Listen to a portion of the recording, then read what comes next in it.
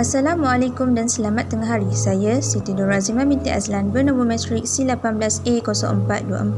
Pada hari ini saya akan menerangkan tentang ringkasan kepada projek penyelidikan 2 ini yang bertajuk Eksplorasi Bahan dan Teknik dalam Penghasilan Karya Batik Lukis Pelangi di Batik Payang Design Melor, Kelantan.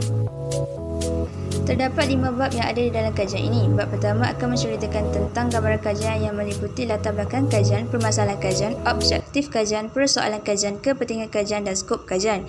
Manakala bab 2 akan menceritakan tentang ringkasan daripada kajian-kajian yang lampau.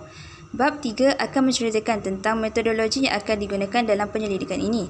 Manakala bab 4 akan menceritakan tentang hasil dapatan kajian yang telah diperolehi dan bab 5 akan menceritakan tentang kesimpulan yang meliputi keseluruhan penyelidikan ini.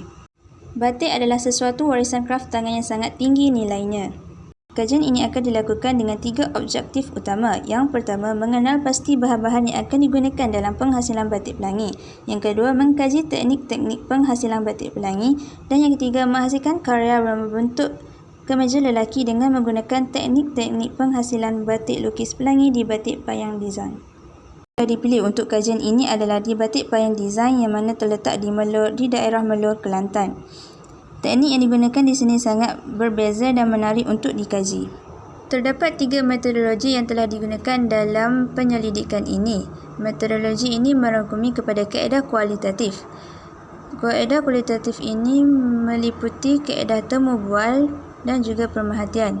Kaedah temu bual dan pemerhatian ini adalah data primer.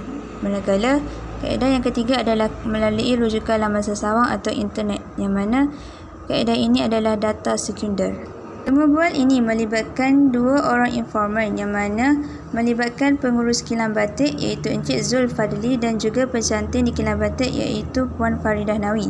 Informan ini adalah orang yang terlibat secara langsung dalam bidang penghasilan batik ini.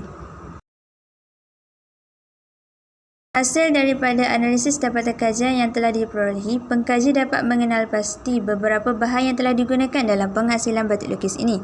Antara bahan tersebut adalah seperti canting, lilin, kain koton, pembaris, berus dan lain-lain lagi. Yang kedua, pengkaji boleh mempelajari teknik-teknik penghasilan batik lukis pelangi yang diaplikasikan di dalam kilang batik ini. Selain itu, pengkaji juga dapat mengetahui bahan-bahan yang digunakan dalam penghasilan batik lukis ini. Antara bahan tersebut seperti berus, warna, spray, kain dan baldi. Dan yang ketiga, pengkaji boleh menghasilkan satu karya seni menggunakan bahan-bahan dan teknik-teknik dalam penghasilan batik lukis pelangi di Batik Payang Design ke dalam penghasilan kemejanya. Ini adalah produk akhir yang telah siap dihasilkan dengan menggunakan gabungan beberapa teknik seperti teknik batik lukis atau canting dan juga teknik pelangi.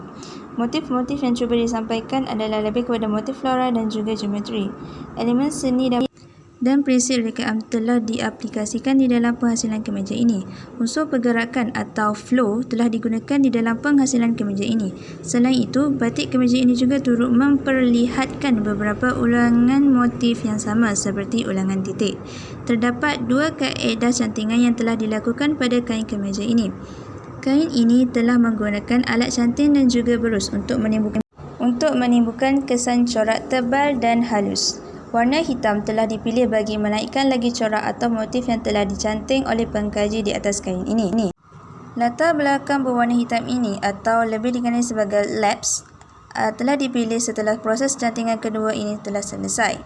Sebelum proses meratakan warna ini dibuat, kain ini terlebih dahulu diletakkan teknik pelangi yang mana dapat lihat di sini permainan warna merah dan kuning telah digunakan supaya warna ini dapat terlihat pada produk akhir yang akan siap nanti. Kesimpulannya, penghasilan penyelidikan ini telah sedikit sebanyak membantu pengkaji untuk berfikir secara kreatif dan inovatif. Selain itu, pengkaji juga dapat memelihara dan mengekalkan warisan kraft tangan batik ini dengan penghasilan kajian yang berkaitan dengan eksplorasi bahan dan teknik ini. Oleh itu, sebagai generasi muda khususnya, kita seharusnya berbangga dengan seni warisan yang terdapat di negara kita, khususnya seni kraft tangan batik ini.